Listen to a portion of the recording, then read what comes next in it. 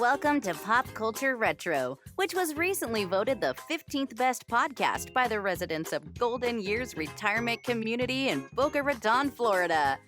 Each show will revisit some of your favorite pop culture memories with insider and outsider perspectives. Now, please help me welcome your hosts, Moosie Drier and Jonathan Rosen. Hello, and welcome to another edition of Pop Culture Retro. I'm Jonathan Rosen, along with Moosie Drier, and today we are thrilled to welcome a who's who of TV royalty. Some of who have been with us before, some who are new to the show, all legends in the business. This was put together by Carolyn Peterson and her organization Nite of Dreams. It's called Kids of DesiLu Studios, which was famously founded by Desi, Arnaz, and Lucille Ball.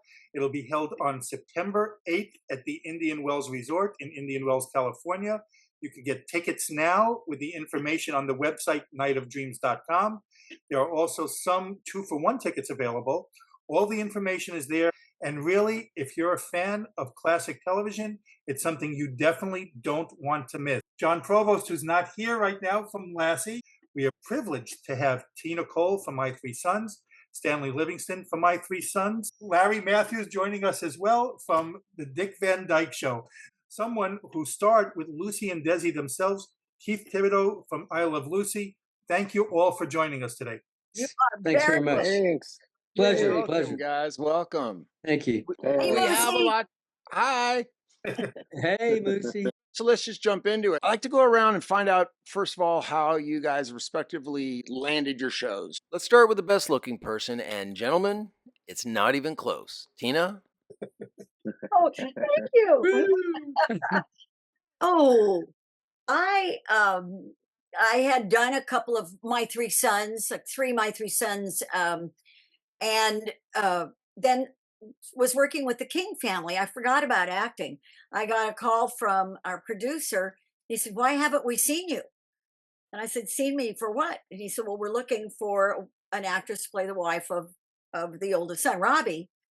And he said, "We want to see you." And he said, "Come in tomorrow." I did. And I had like an hour and a half audition. And guys, you know, that never happens. It's usually like 5 minutes. I met with Fred DeCordova, our director, with Ed Hartman, our producer, and then with Fred McMurray and his wife, June, left with the script thinking I was going to do the audition, the screen test. And our casting director ran after me and said, "Wait, you forgot to sign the contract." And I said, "What contract?" She said, "You made it. We shoot in a week and a half."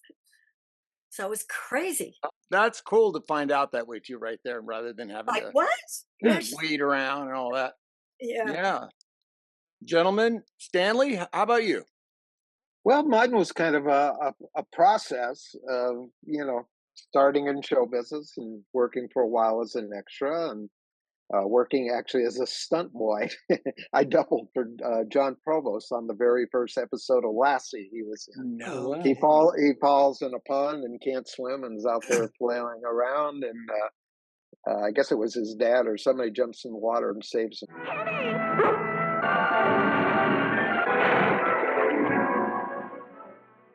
Anyway, that was me out there flailing around. And I actually almost did drown. I got stuck in the mud. But I worked for a while as an extra, and my agent got me a part on Ozzie and Harriet as an extra. And I don't know why, but for some reason, Ozzie took a shine to me and Because you were so cute. Yeah, maybe that had something to do with it. And I was pretty extroverted and, didn't mind talking to adults. Some kids are shy about, they only want to talk to kids, but not adults. But I was fine with that. And so what happened was he gave me a line to say. It was an episode where he was selling Christmas trees in his backyard to make extra money. And he had a prospective client in the backyard looking at this sea of Christmas trees. And the gag was all of a sudden about 8 little kids come marching out of this impromptu forest in his backyard with backpacks and camping gear. And my line was, "Sure was mighty good camping in there, Mr. Nelson." And we shot it. I hit my mark. And then he pushed the camera closer, and I got a close up. And so at the end of the day, he went up to my mom and said, "I'd like to have Stanley back again. Can you leave your contact information or your agent's contact information with the office?" And true to his word, about 2, 3 months later, he called me back. And so between end of 1956 to 1960, I probably did about 15, 20 Ozzie and Harriets. And I sort of became their go-to neighborhood kid.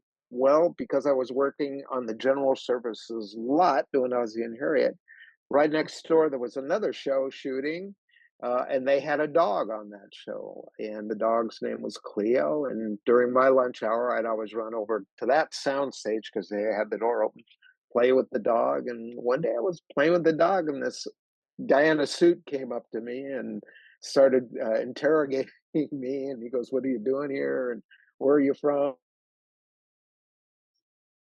And I said, "Oh." And so we talked for about 10 minutes. I go, "Oh my gosh, this is pretty scary." And then the guy goes, "I'd like to meet your mom." And so then I knew I was in trouble. So I asked, I said, "Am I in trouble?" And he said, "No, son, but I would like to meet your mom." So I said, "Well, she's next door on stage 5. Let's go over there." And I introduced the guy to my mom, and they stood there talking for 20, 30 minutes. So I figured I was going to get a lecture afterward. But what it turned out, the guy who was talking to her was Jackie Cooper. You know, I knew him as a little rascal, but not as a 30-year-old adult.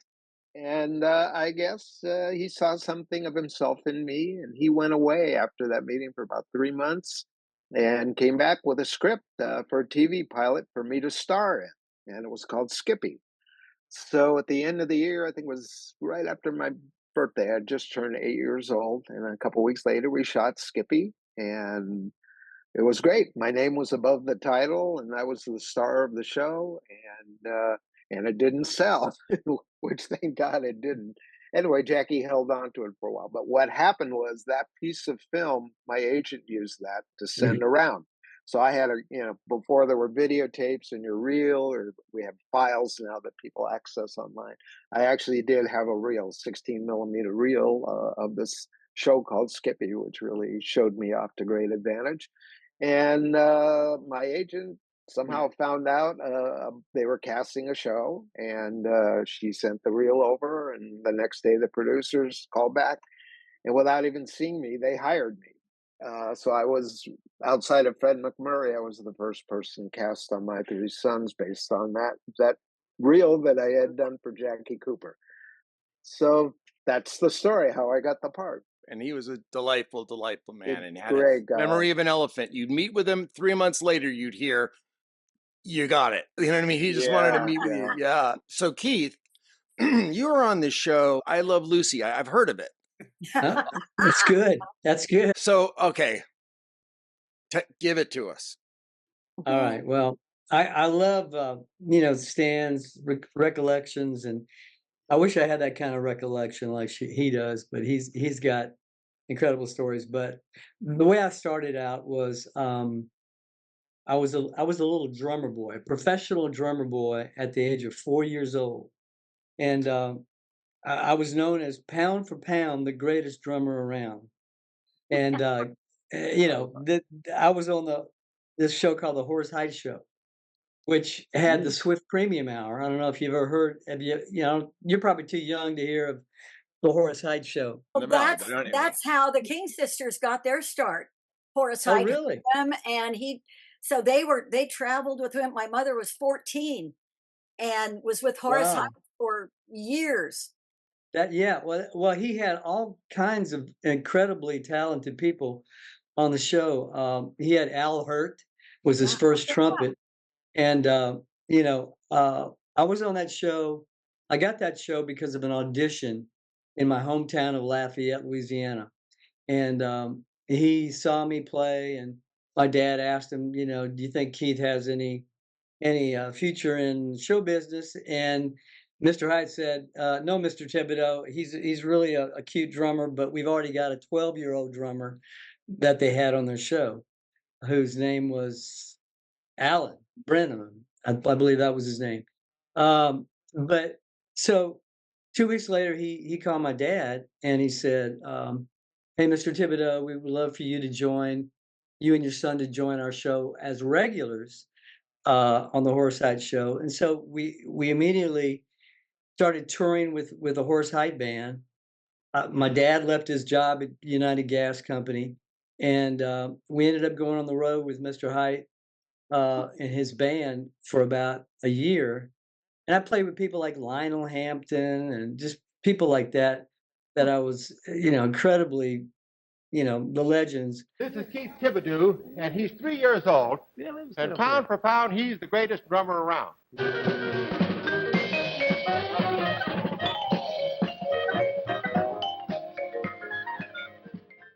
A friend of my dad, Fred Dodge, asked my dad, hey, there's some auditions going on for a big TV show, and they're looking for somebody to play their son. So my dad said, hey, this is really big, Keith. I had no idea. I was like 4 years old. So he said, this is really big. You got to really do good, and, like behave, I was just a kid, and I was a little drummer boy. And so I ended up going to DesiLu Studios, the Cahuenga lot, which was where they filmed the I Love Lucy show. And it happened to be the I Love Lucy show, which was well known at the time. And they were looking for someone to play their son. So first thing I saw was Lucy, Lucille Ball. And she's bigger than life. And she tells my dad, she says, well, I think he's cute, Mr. Thibodeaux, but what does he do? Does he do anything? And my dad said, he plays the drums. And she said, well, there's a set of drums over there. So I went over there and played the set of drums. And being a musician from an early age, playing drums at such an early age, the fact that a lot of the I Love Lucy shows, incorporated musical bits and pieces, and Desi's orchestra, and Club Babalu and all this. I was just a, pretty easy fit for the part because I looked like Desi at the time, and I started jamming on the drums. And Desi walked over. Sheldon Leonard, the big producer, walked over. Some of the tech guys were, mulling around, and looking at this little kid playing the drums. So Desi finally stood up and laughed and said, I think we found little Ricky. So they signed me to a 7-year contract. Wow. So I didn't really get into the business through acting, so to speak, like Stan did, and sort of worked my way through that process. I was a little drummer kid who was very, very good at that age. And I look like Desi, and so I fit in very well with Lucy. And I remember asking my dad, why did God choose me to do this part? And he said, God has got a plan for you. It was that simple, and God has a purpose for that. But Lucy treated me like her own son. She immediately introduced me to her daughter and son, Desi Jr. and Lucy Jr., Lucy Arnaz and Desi Arnaz Jr. And I became really good friends with them, and just not only had a relationship with them on the stage, but also at their home, and kind of grew up with that family in a way.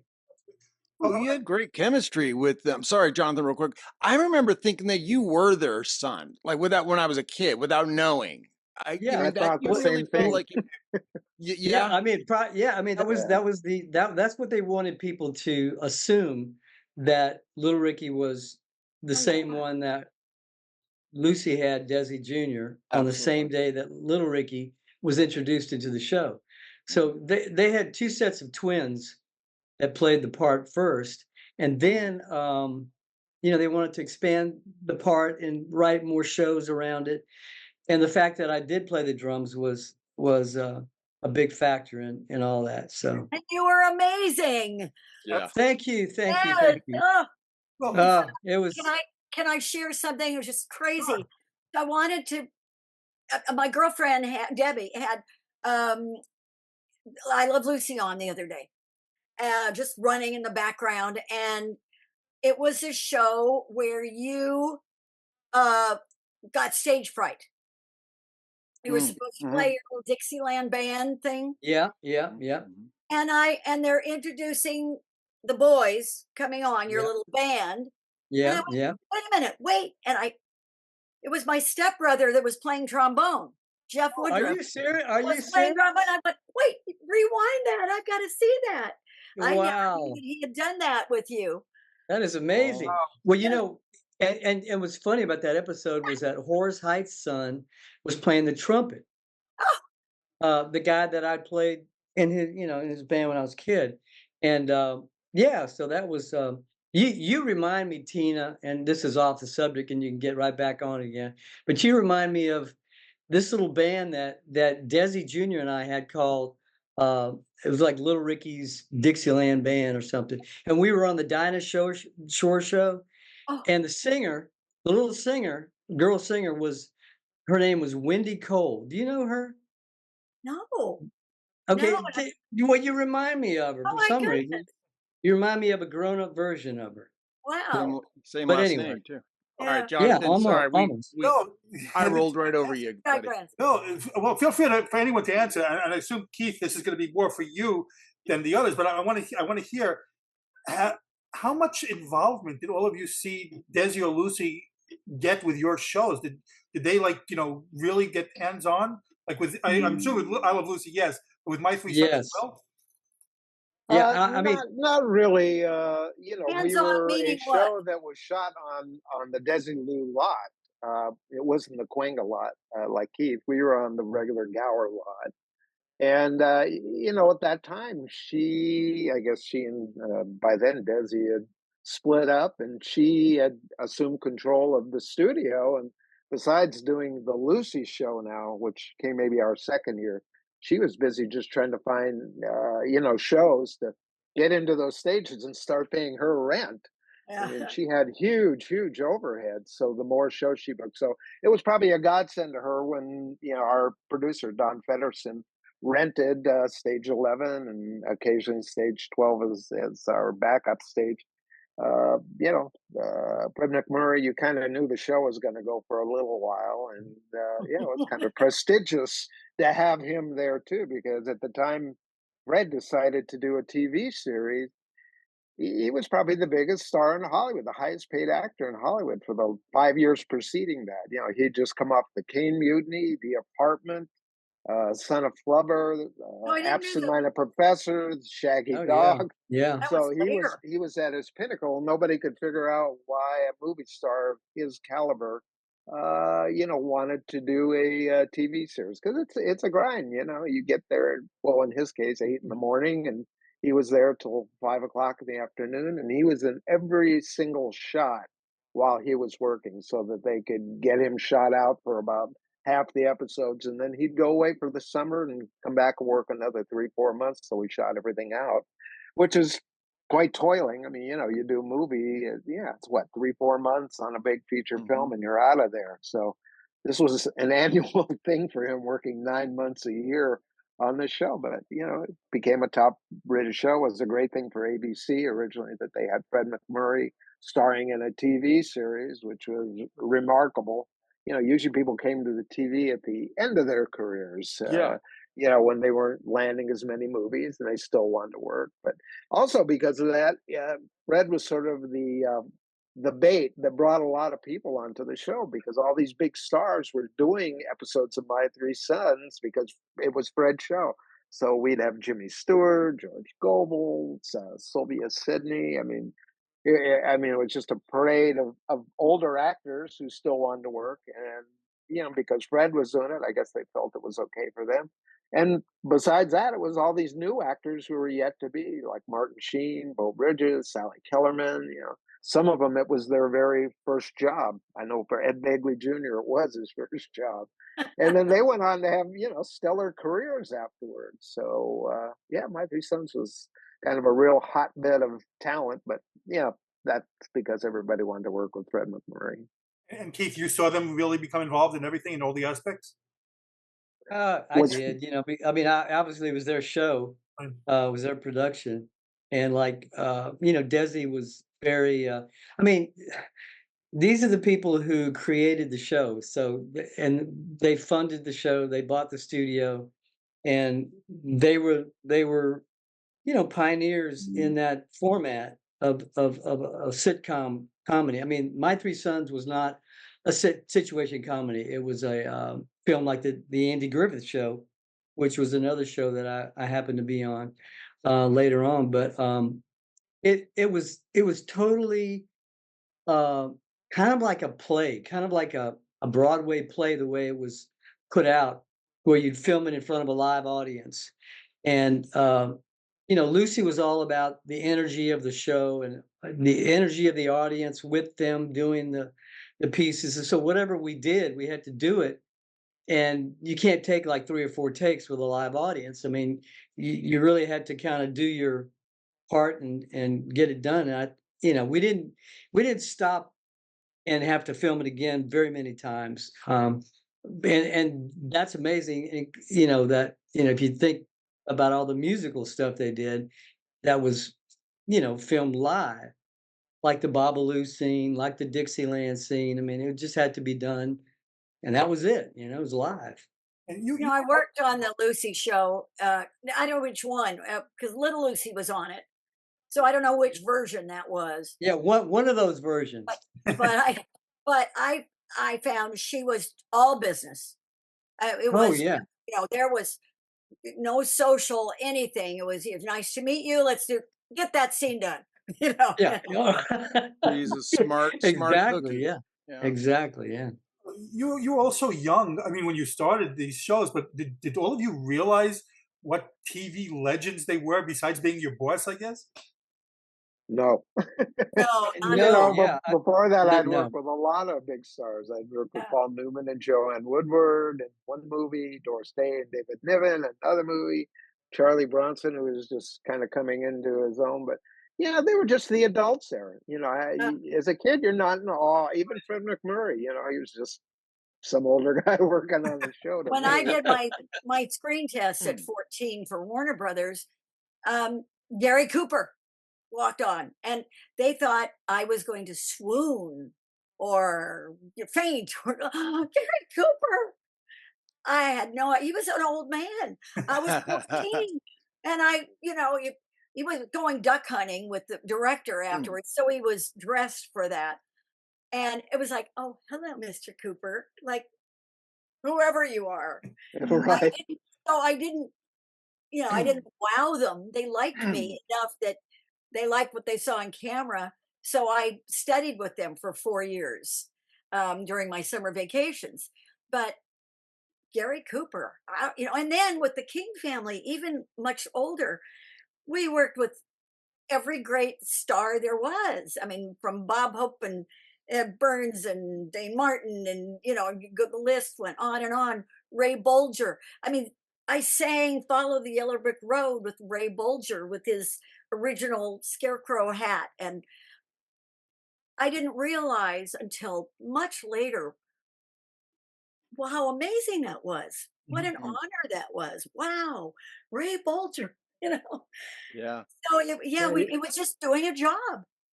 Yeah, you're just doing your job. I mean, when I was young, and to me, Don Grady and Tim Considine seemed like old men. I was only, 10 years old. I was going to say, when Tina was telling us about Gary Cooper, like, oh, what did I know? He's an older man. What was he? He was probably 40. And I don't want to depress the rest of us, but just life just flies by. But you know what I want to ask you guys? So, and this is a genuine question. Like, how can you put this in a bottle? So your shows were iconic, and shows specifically I Love Lucy and My Three Sons, they were beloved back then. They're beloved today.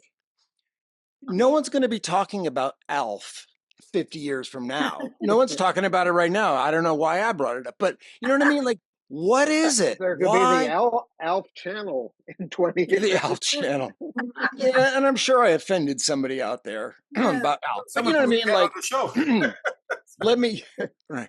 But you know what I mean. Like these shows will be when we're gone. People will be watching your shows. You know. Well, And what I is have that? a That's theory amazing. about that. I have a Uh-huh. theory about it. I mean, these are great shows, no doubt. I mean, they're so well written. I mean, you can't get any better than I Love Lucy. That was like, I think, probably the quintessential show ever on TV. But part of the reason I think it resonates now is because we're, whatever, the end of the baby boomer generation where TV came into our lives and we sat there with our parents and watched these shows. So part of the warm and fuzzies are not just the shows, but they are evocative of a time and place when you were young and you actually did things with your parents in the same room. Our family, we had like whatever, 7, 8 people there. We had one TV. It was in the den, and whatever shows we watched, everybody would come into the den after dinner, and we'd watch them. So it kind of tugs at your heartstrings. Yeah, but the shows too, for people who didn't have that in their lives, they saw what that was their escape. What they wanted. Yeah, and that's the life they wanted. And it was a time that when the country, I mean, it was getting into Vietnam, getting into, all the race stuff, and people were trying to cling to that, like you said, Stanley, the warm and fuzzy, that family unit that that families were splintering. People were splintering. They were protesting it. All that stuff was going on. Yeah.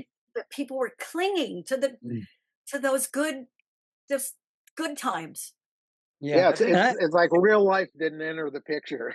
It was just light comedy with minor situations and put people feeling at ease. We never talked about Vietnam. There was no civil rights in our show. I mean, we had a few black people on the show, but yeah. I think these are all correct answers. And what do I know? It's all subjective, but I mean, I think it's all that. And also there were original scripts that were later recycled with Laverne and Shirley. And there's nothing wrong with Laverne and Shirley. It was a good show, but you know what I mean? Like these were, go ahead. To your point. Those shows like the Ala Lucy show, the Honeymooners, things like that, though there weren't very many TV shows on. Okay, we were pioneers. I mean, literally. And so as you get further out and you get into the 60s and you get into the 70s, you get into the 80s, there's a myriad of other things that happen and more. And like you say, Moosie, the scripts and scenes and the whole fabric of TV was that was the template for it. Those shows, like those early shows, were the template for what was later on to be. Absolutely. And so in like music, it's like, okay, there's only one Jimi Hendrix, there's only one Beatles, there's only one Rolling Stone. I mean, those kinds of acts, you're going to hear them forever. You can have the Taylor Swifts and all that stuff like that, but that's not going to last forever. There's so many more shows. There's so many more ways to look at, TV and stuff. It's not the same. Pond. It was a small pond then.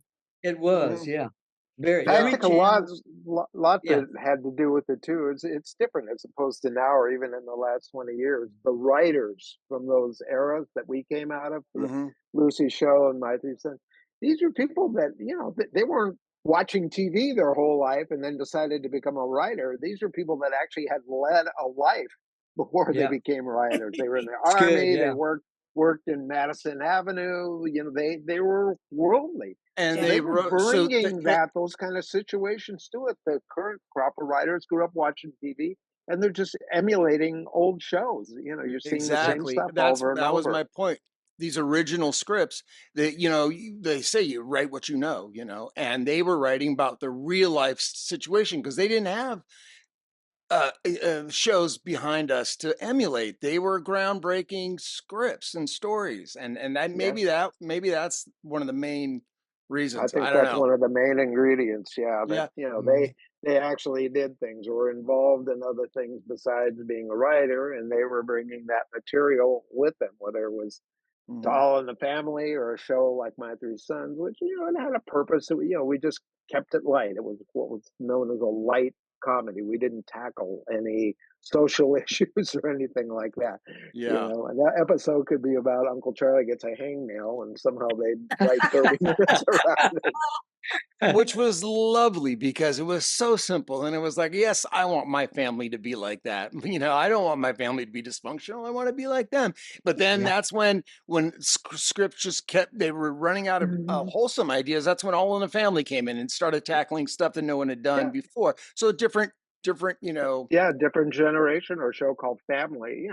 Mhm. They didn't have Uncle Charlie had the hangnail. I mean, they had Willie Ames' girlfriend somehow accidentally got pregnant kind of Yeah. shows where And that would have Uncle never Charlie happened had on My Three Sons. Uncle Charlie had nothing to do with that, by the way. No, but it would have been And the cooking, I'm sure.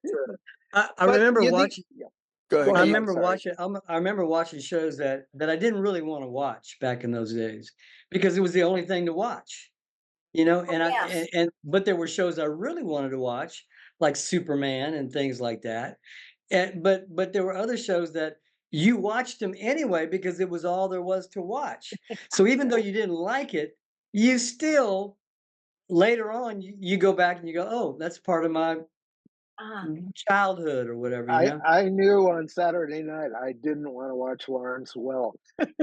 Yeah, exactly. Yeah, My exactly. grandmother, my mom wanted to watch that, and it's like, oh, Mom, no, please. Yeah, but another thing with some of these shows that's kind of interesting too, especially one because we stayed on TV so long, is they evolved. It wasn't the same premise at the end as it was at the beginning. The whole idea behind My Three Sons is a bachelor father trying to raise 3 kids, and with the help of a grandfather. And in those days, that was kind of unique. Most of the families were the nuclear family. And ours was, it's all male household. What could go wrong, right? So And there I was a screwed lot that of up. material, right? But eventually, it evolved into something else. One of the brothers left. We had to adopt another brother, which happened to be my brother Barry, who played Ernie. Because what we're going to do, the show was called My Three Sons. So the year Tim left, it probably occurred to somebody going, "Hey, wait a minute, we're only going to have 2. We got to get another one in a hurry." Yeah. And then, women started, coming onto the show. It would have been kind of weird at our age if there were no women around. It's like, what's that all about? Kind of like Bonanza. It's like those guys had to ride into town every once in a while to meet a girl. Starting with Robbie and Tina, they introduced women into the show. And then a couple of years later, Fred McMurray met Beverly Garland. A couple of years later, I met Polly. And we've gone a couple more years, probably Tramp would have met somebody, but we were the whole tone No, and Ernie what the and show Tramp was were all going to about get had together. changed. I think they did. I do want to ask one thing because of the age that you all were, and I know how I would have been too. So besides all your shows, and we talked a little bit before we started recording, they produced, look at the shows they produced: Mission Impossible, Mannix, and Star Trek. So it used to be the RKO Studios as well. Did all of you get to exploring, going onto the studio lots and seeing like some of the history? I did. Or the Star Trek? Yeah, I did too. Yeah. My favorite thing. My first show was Hawaiian Eye. Yeah, the first show that I did was Hawaiian Eye, and we did that at Warner's, and the Warner's back lot, and that was like my dream. I played almost every day when I wasn't working on those streets, New York Street, the burned out German village, the Mexican town. I just had a ball doing that. I was a big fan of the Untouchables, and on our on DesiLu Gower, they had 2 stages that were devoted to I think it was a Chicago street, and it had all the big brownstone buildings, and it looked like it was from the 30s and all that, which was really fun. And there were catacombs at the north end of the studio, kind of where we were back to back with a cemetery there too, the Hollywood Forever Cemetery, but underneath they had It was a prop house that had anything you want. And one day Barry and I were in there. We found King Kong. He was Oh, on. We were rolling him around. He was Hey, about hey, I 8, 9 did feet high too. I model. did too. Yeah, yeah. It was that was so cool. amazing. And they had the I- hand that grabbed Fay Ray. It was Oh, just an yeah. arm, a hairy arm that was down there. Oh, that's awesome. And I love the caves. You remember Conrad's what was it called? The Robert Conrad, the Oh, oh, West. Wild Wild West, yeah. Yeah. well, it was they had the caves in there. Yeah, They had cave those, set. and Yeah. they really fun to go in and Yeah, explore. that was wow. great. Yeah, Yeah, it was and really great. Jonathan, you were asking, did we see any other sets? Like Stanley was talking about the Untouchables and that kind of stuff. So cool. And the King Kong, the whole King Kong, the actual King Kong that they used for that, the planes that they had, the little Yeah. toy planes and then prop department. And then it was riding bicycles through Star Trek's command center. Wow. I remember doing that with Desi Jr. I mean, it's like Or riding the bike through a $50,000 cyclorama. Your bike didn't stop Oh, no, no, you it's like you you do went that? on and on. by accident. Crazy. Oh God! Oh, that's And awesome. it's You know hard. that, Right. Gilligan's Island was filmed on the CBS Radford. yeah, Yeah. and all it was a half of a little pond, a tiny little pond. It was just Yeah. Water hole, Yeah. basically. And, Yeah, and there I don't know was a about you lot of guys. shows. We'd go around and watch people shoot. When we were doing it, there was also My Favorite Martian, Hogan's Heroes were there. oh yeah. Geez, Ben Casey was Lassie. still there. Lassie, of course. Yeah. Saw all these shows. So, it was kind of fun just to go up and meet the other actors. And, we knew who they were and they knew who we were. Back, I remember when they got a show in there and they said, oh, this is great. It's going to be science fiction. And I remember Barry and I went up there. We were not impressed. It was called Star Trek. And we were going, what are these guys wearing these leotards and like Italian boots and weird green color makeup? And we were, man. Yeah, and the door that would slide open and shut, and Yeah, they'd always yeah. mistime Shake. it. Somebody walk right into a door. Yep. I think it's hard though not to appreciate that, even when we were kids. To see these, to go and to a neighboring set or even your own set of a show you were doing.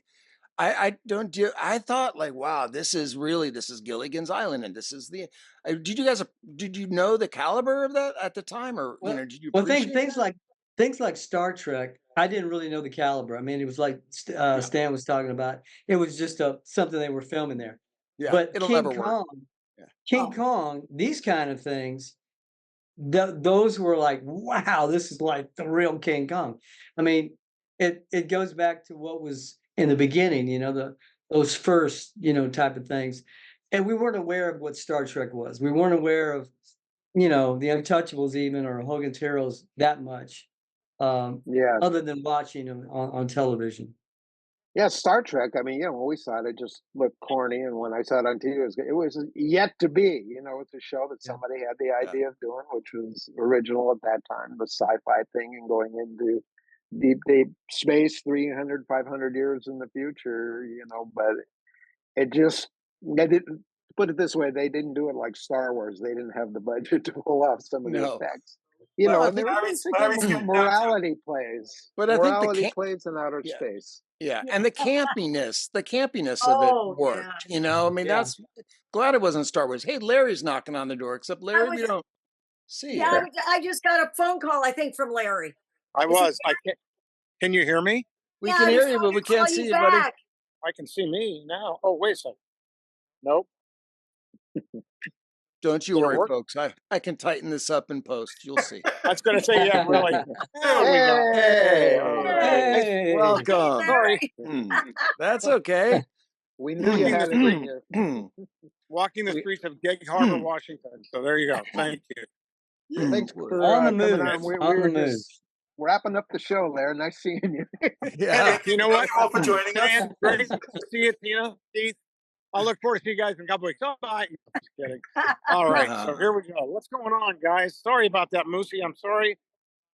We've been up for the reception's been kind of spotty here and there, so I didn't get the email, and then Tina's sir, voicemail listen, came up. it's nice to have it on the street correspondent the way this Yeah, feels. yeah. And Jonathan, exactly right. the Jonathan Rosen is here. He's the much wiser and more talented host. Nice to meet you, Larry. Jonathan, you want to for our listeners, viewers, you want to give Larry a little introduction here? And now we have Larry Mathews joining us as well from the Dick Van Dyke Show. So now we are 4/5 of the way complete. Right. So Larry, thanks for coming in. We're almost there. The whole gang showed up now. Well, good to see you. Good to see you. Well, Hey, thanks. we thought you were holding out for a bigger contract than the others. Well, I try and it just doesn't work anymore. Nobody cares. Yeah. Favorite nations, my friend. So that's it. That's all it is. Now that you're all together, let's talk about this event you guys have coming up. Yeah. We Okay. should probably remind people. Well, it's the 5 of us are going to be in. It's Indian Wells down near Palm Springs. Well, just how did it all come together? Did Carolyn organize it? Yes, Carolyn. Yeah, came Carolyn up with Peterson. the idea of the kids of DesiLu Studios and the Nite of Dreams. Yeah, her Nite of company's called the Dreams. Nite of Dreams, and yeah, she does different shows. I mean, I know she's done one with the Chips guys and Starsky and Hutch, and I think she's either done or doing a Walton's one. So we're one of the products of her imagination, and the idea. We did a My Three Sons one before. Right. Yeah, we've done a My Three Sons And one the before. dinners are spectacular. The evening is absolutely, I mean, impeccable. Yeah. So yeah, we have it starts off with a kind of a meet and greet and cocktail hour. We get to walk around, socialize with all the people there. They do some introductions ahead of time of who we are, and we kind of talk for a couple minutes. Have it's like a they don't recognize dinner. us anymore. yeah, it's like who are those elderly those old people over there? And then there's a wonderful dinner, and then we get up and we each talk about our show. I know we've been doing that here, but it's kind of like the tip of the iceberg. I'm bringing some video from different things that I've been in, from My Three Sons to different movies I was in, Rally Around the Flag Boys, Please Don't Eat the Daisies, X-15. So I try to add a little bit of that into it, even though I'm known for My Three Sons. And then we do a Q&A, and hey, hang out with everybody for an evening. I think it starts at 5 o'clock and goes to about 10 or 11 o'clock at night, or whenever it winds up. So, I think people will have a sensational time doing it. We've done them before, and they've all gone really well. So, and I love the charity aspect. You know the name of Nite of Dreams? No, that they work with. They She works with the guy that has the Anaheim White House. Yeah. Who feeds people, usually kids, and I think he provides something like 23,000 lunches a week to children in school. So part of the proceeds go to that charity.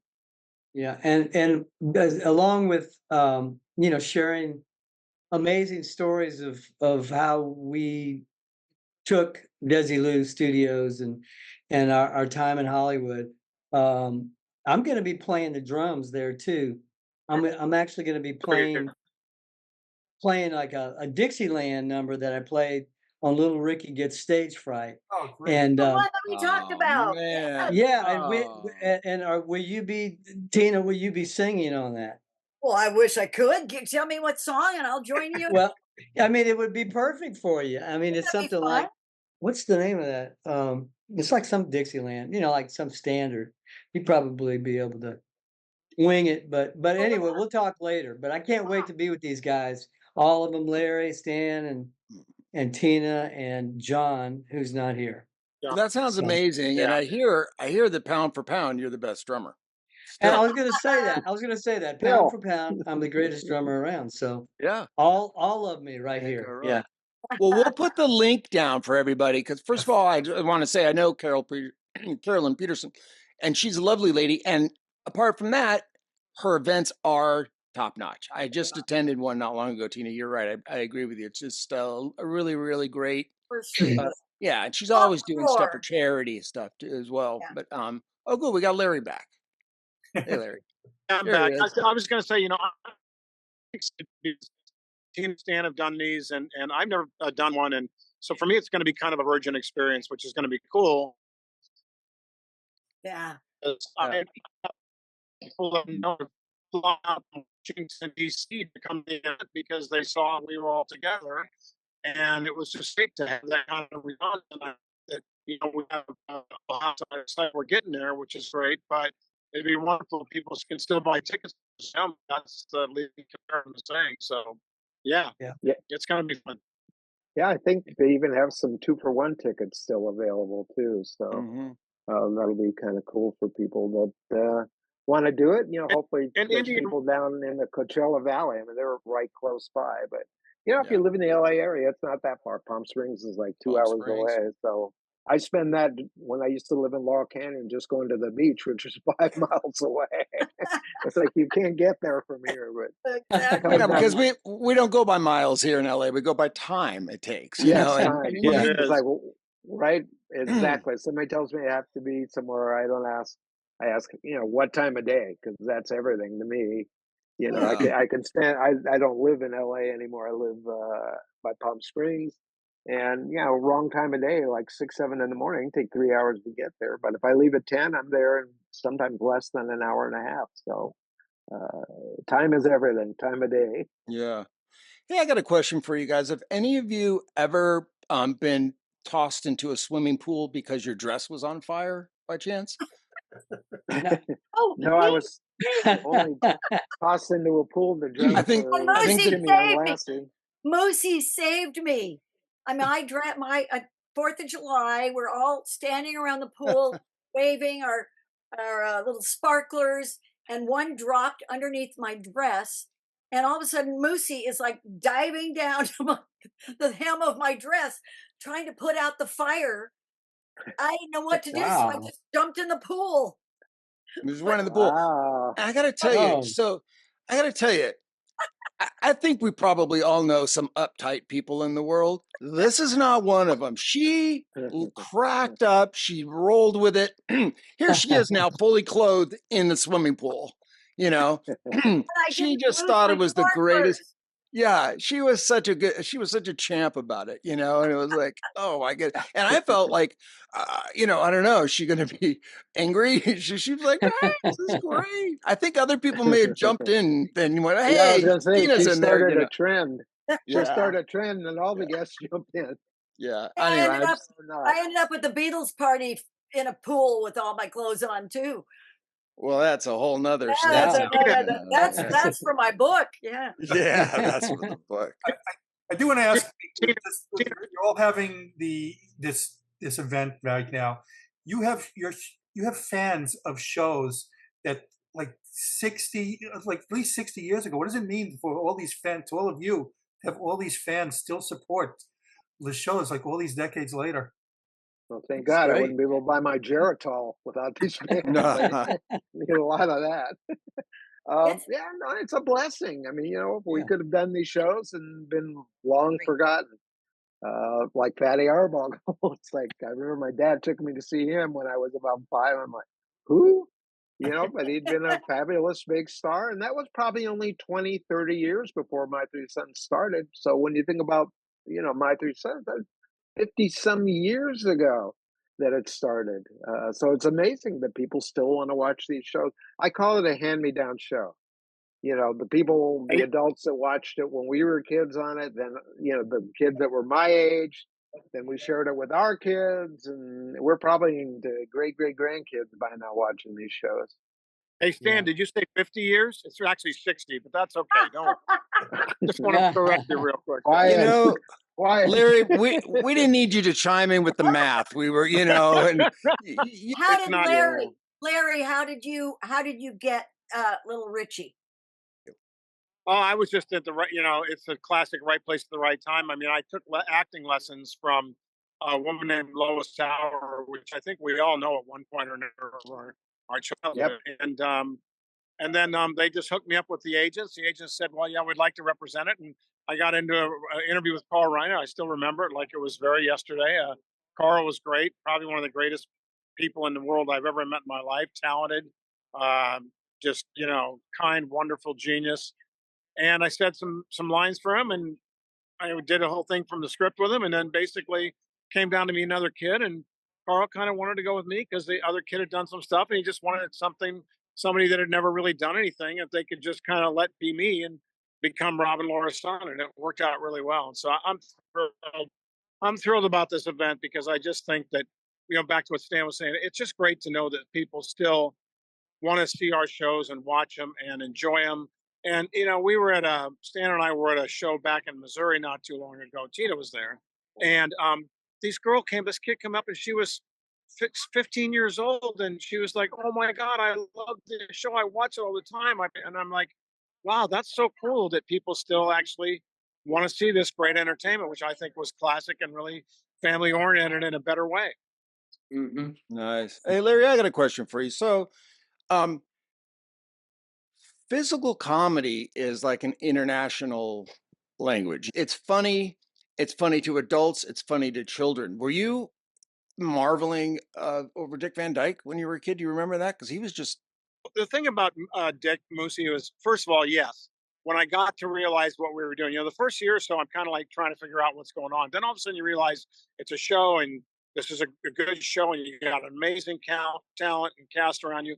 And just to watch Dick do his impromptu trip over the couch, thing as he comes in, his just physical at all times, and his phone conversations were just brilliant, right? When there's nobody on the other side of the phone, but he's so good at all that, just perfect, as you said, physical comedy, yet timing, amazing, and just did it. I think it's better as well. Well, Stan Laurel was one of his idols, so that's where I think he started to pick up a lot of that. And he said that, so. Yeah, he was one of the best. I felt like watching Fred McMurray. He could say more with one tilt of his eyebrow than some actors could say with their entire bodies. He was just a master at that. I love very that. very subtle, but you got it. Yeah. He played like what the word is, flummoxed. Oh, He played the a best. flummoxed character, I think, his whole life in all his light comedies. It's just I don't think you can learn that. Yeah. I don't think you learn that. I think it's, you can sing or you can't, you can this or you can't do that. It's, you have that gift that Mr. McMurray had, or Dick Van Dyke, the physical comedies that just, well, you that's either had it or you didn't. Yeah, that's their brand. It's like Lucy. Yeah. Lucy wasn't much like that in real life, but the character that she played was, something she could do, and invariably that's her brand. And then unfortunately, once you've identified yourself that way to an audience, they always, want to see you doing the same thing. She's not going to get offered, like a serious role or, some heavy dramatic role. It's like, well, we don't want to see her doing that. We want to see her, making cookies and candies on a conveyor belt or messing around with Ricky's head. Same thing with Moosie. You're right, Moosie. You can't teach people that. You're right. You can learn music, you can learn things, but those Fred McMurray moments, those Dick Van Dyke moments, there's Carl Reiner moments, people that we know of our history from that era of television. It's just who they are and the beauty of their talent, really. Yeah, it's just another tool. I always thought John Ritter was had it. Oh yeah, also. Yeah. But a lot of the old movie stars, that's why they got hired. They had, Edward G. Robinson, Henry Fonda, Jimmy Stewart. That they were bringing themselves to it. That's what they were. You didn't see them deviate too much, and if they did, you didn't like it. You wanted them. Or Jim Carrey. You don't want to see Jim Carrey doing Hamlet. No, you want to see Dumb and Dumber. And I'm sure they learned early on the Dick Van Dyke Show. The director, whoever he or she was at the time, would you have to have a master shot. You have to see Mr. Van Dyke's whole body. You have to see it, or it doesn't read. And I'm sure they learned that early. Yeah. Well, we were one of the. It's funny we talk about this. Stan and I and stuff. Desi Arnaz came up with a 3-camera, live audience method of shooting show. And we were one of the first ones that did that, Dick Van Dyke. So we had a live audience with 3 cameras, And yes, John Rich knew exactly how to put the cameras where you could cut to get the shot, as you said, Moosie, of the whole body, the whole scene, or back up or dolly in and out, depending on what was going on in the scene.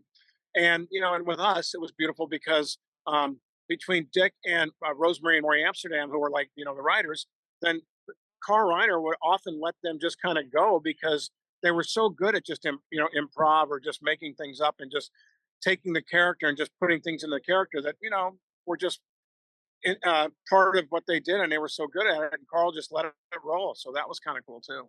Yeah. What's really interesting, I mean, they were getting to do that. We never got to do that. Oh no. We had a script and these are the lines, and they did not want you deviating. And we didn't have 3 cameras. We had 1 camera, and you get the master, then they'd move the camera on to get a 2 shot and close-ups.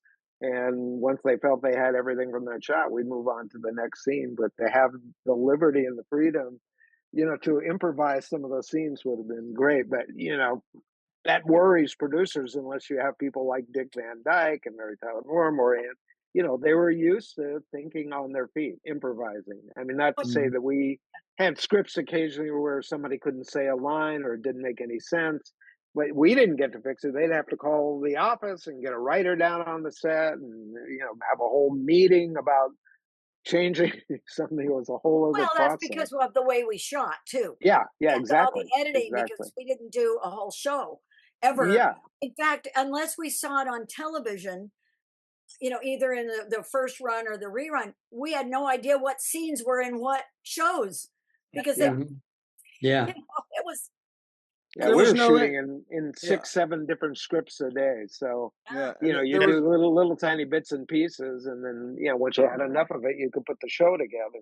But, for most actors, that would have been very disconcerting. Most actors are used to, maybe it's a little bit out of, the order of the scenes, but you're working in the same show. And we never did that. And I think that's more difficult, really, as an actor to do. You're doing bits and pieces from different shows, and or been shooting out a sequence, right? Which in a feature always film, out of sequence. Yeah, right. Yeah, but feature films, most of the ones I've done, they shot pretty much in as much order as they could, unless they were going to lose an actor or lose a set. We just would move from started scene 1 and keep shooting. It's a challenge to retain the continuity that way, and feel the arc, if you're not doing it in order. The first time I experienced that was my first week of shooting, and Robbie and Katie had broken up, and Dad comes to talk to Katie, and the master shot, I've got tears going, and his close up, I've got tears going, and I'm ready. I think I've got another bit to do. I can do it. And they go to the kitchen to do another show, shoot another scene from another show. And a month and a half later, we had a half an hour, and they said, hey, remember that close-up of Katie? Well, okay, here's the Polaroid. This is what you look like. This is what you were wearing. This is your hair. This is the script. We'll shoot in 20 minutes. And I had to do my emotional. And the best part was Fred McMurray wasn't there. Wasn't there. Was it, or a mop? Rolling a mop. Oh, yeah. I had to do mine with the dialogue coach, who was a woman, not reading very emotionally, Dad's part, standing on an apple box next to the camera. And I don't think my close-up had tears. Yeah. But I learned very quickly. Hey, Keith, did they shoot I Love Lucy with 3 camera? I don't remember. Oh, was it well, of course. They were the original. Yeah, of course. That's where it was started. Yeah. And you were talking about the physical comedy, all that of Dick and some of these actors and actresses.